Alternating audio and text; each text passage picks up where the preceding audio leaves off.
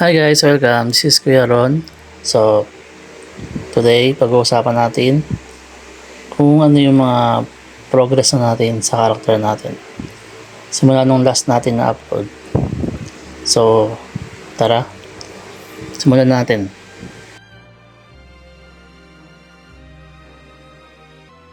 So, start tayo sa ating gears. So, makikita nyo guys, naka plus 10 na tayo lahat. And sinuwerte tayo, may isa tayong plus 11 doon sa armors. And nakita nyo naka-royal na tayo na hammer 2.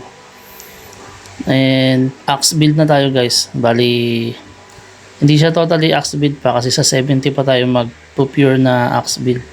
So hybrid siya ginawa ko. Ginawa ko siyang POW type yung skills niya, pero may axe build na tayo na skills. So mamaya makikita nyo kung paano siya gagana. Yan yung axe natin na gagamitin. The rest, puro POW build pa rin tayo guys. Ayun pa rin yung build natin. Nadagdag lang yung axe. So yun, balik tayo sa gears natin. So as you can see guys, naka battle hardened pa rin tayo.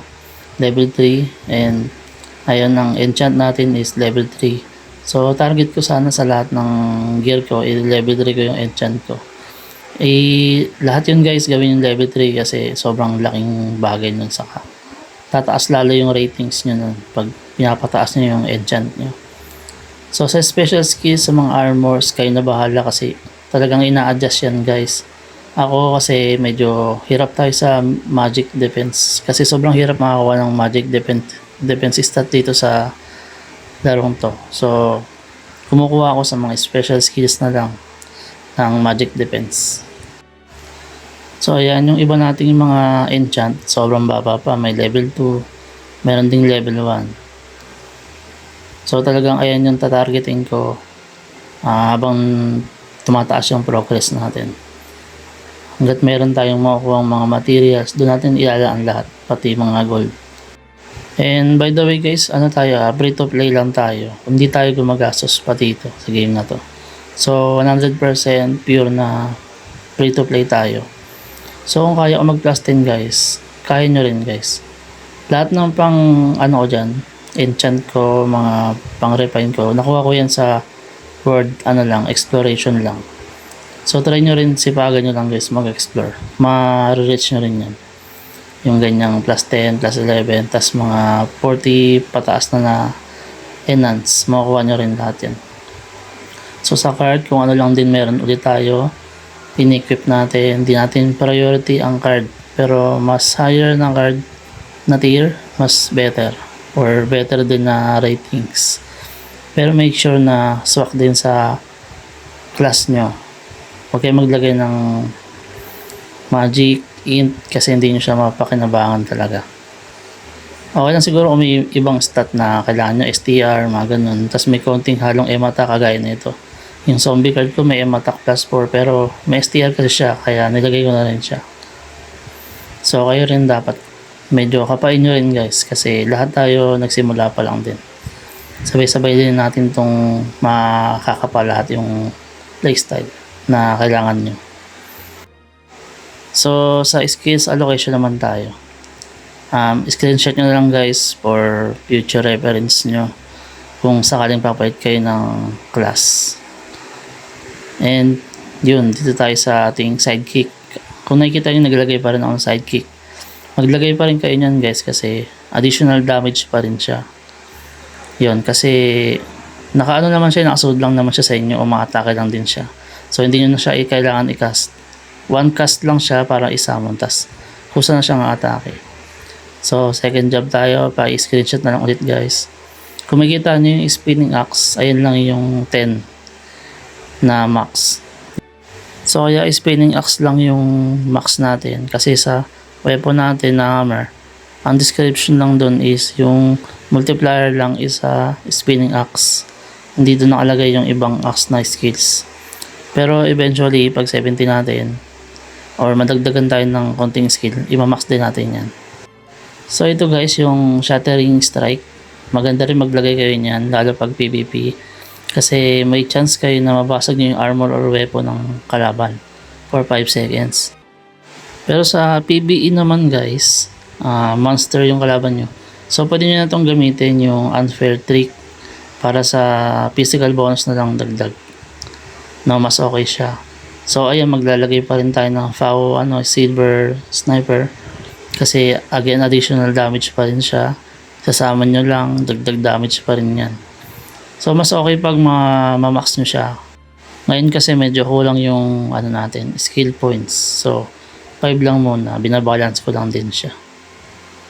So sa skill settings natin, same pa rin yung dati. Nadagdagan lang siya ng axe, yung spinning axe natin. And again guys, yung mechanical heart na skill, lagi nyong ilalagay yan sa skill settings nyo kasi yun, isang click nyo lang yan, yung mechanical heart, lahat ng tatlong buff nyo na yan, may-use nyo na yan. So hindi nyo na kailangan isa-isahin ulit. And then yung basic attack, huwag yung kakalimutan, ilagay nyo sa second slot. So, check naman natin yung rating natin. Yun, kung makikita nyo guys, meron tayong 22,000 na rating. So, bumababa pa yan sa tumataas, depende sa nilalagay kong card.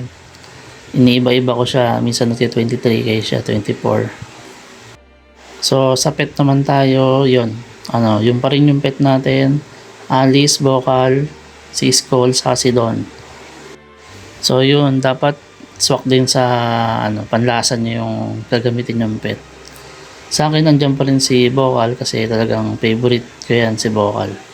Saka malapit ko na siya ma-tier 6 guys. Ayan, konti na lang. Meron na akong 679 na fragment. 800 kasi kailangan ko para ma-level 3 ko na yung niya. Ayan, yung Inspiring Symphony. So nakita niyo 10% ang dagdag na P-attack and M-attack niya. Tapos meron pa siyang plus 4 na crit. So napakaganda niyan lalo sa mga critical type na physical. Sa magic pwede rin siya mag-benefit pa rin siya sa 10% na attack na ibibigay ng Vocal. So napakaganda niyan guys, promise. Medyo malambot lang talaga siya, ang bilis siya mamatay. And guys, huwag niyo kalimutan yung guard. Ngayon sa deploy, tas may guard dyan. Maglagay kayo dyan ng pet, mas higher na tier pet, mas maganda. So yun, dito sa guard guys, huwag nyo kalimutan maglagay dyan. Dagdag stat din yan, HP and SP rin ng bigay niyan. So hindi na kailangan i-upgrade yan guys. Huwag nyo na ipa-level, okay lang kahit hindi siya mag-level max. Same pa rin yung stat na ibibigay nila. So dito tayo sa ating stats. Yun, may tayo, 1, 3, 11 na attack. And depth natin, decent pa rin sa magic depth. Kagaya na sabi ko kanina, medyo mahirap dito makakuha ng M-depth. So may mga M-depth kayo na makuha, mas better, mas maganda. Malagay nyo rin. So yun, may crit tayo dito ngayon na 37. Tumataas pa yan pag nagpalit tayo ng card na Baphomet na card. Meron tayo doon dalawa, pwede natin palitan yan. Saka doon sa ating pet na Vocal, may buff din doon pag kumanta na yun. Plus 4 na crit din pero at least dagdag. So dito tayo sa ating stat allocation. Ayan, naglagay ako ng lock saka Agi.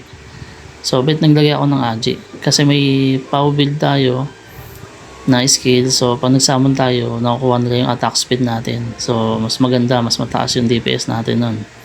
So sa lock natin, naglagay lang tayo ng 60 para sa critical natin doon sa spinning axe natin na skills. So mas higher na crit sana, mas maganda. Pero sa 70 doon natin malalaman lahat nung pwede natin idagdag pa na crit.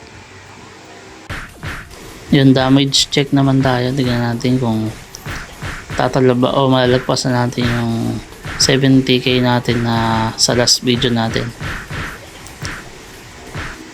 So makikita nyo guys, tumataas na yung damage natin ng 1766 and ayun, nag 1877 pa and bumababa siya.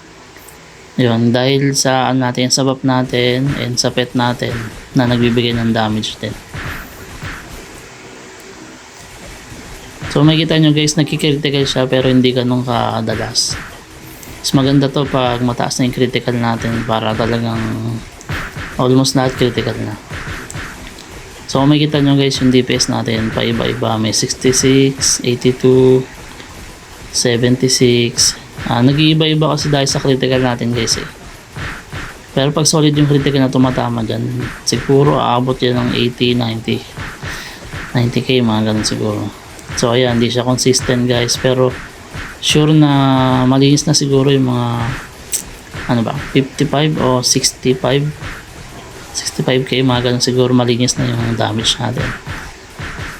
Ayan, bumababa siya, tumataas 68, 67, paiba-iba siya ng guys, ng DPS. Ayun, pumutok siya ng 100k kung nakita nyo guys. Ibig sabihin nun, nag-critical siya ng sunod-sunod siguro. So yun guys, yun lang yung masashare ko ngayon sa inyo about sa ating Whitesmith na hybrid na Fowbid and Axebid. So hindi pa siya fully Axebid, pero gusto ko siya makita ng fully Axebid talaga, na critical type talaga siya na solid. Sa 70 guys, gagawa ulit ako ng bagong video. Magkita-kita tayo dun. Yan, gusto ko i-share sa inyo yun, yung mga progression natin habang tumataas yung stat natin, mga gear natin nag-iiba na. Yan, i-share ko sa inyo lahat yan guys. Yan, gusto ko rin i-shoutout yung guide ko na Frostmoon. And congrats kanina sa ating panalo sa Guild League. Bawi tayo sa Thursday. Sana galingan pa natin lalo. Yun lang. So yun, thank you guys sa mga nanonood and nagko-comment sa atin. Kung meron kayong mga bagong tricks and tips sa blacksmith or whitesmith or sa ibang class, pwede nyo i-share yan sa comment section natin. Thank you sa panonood guys. Bye bye.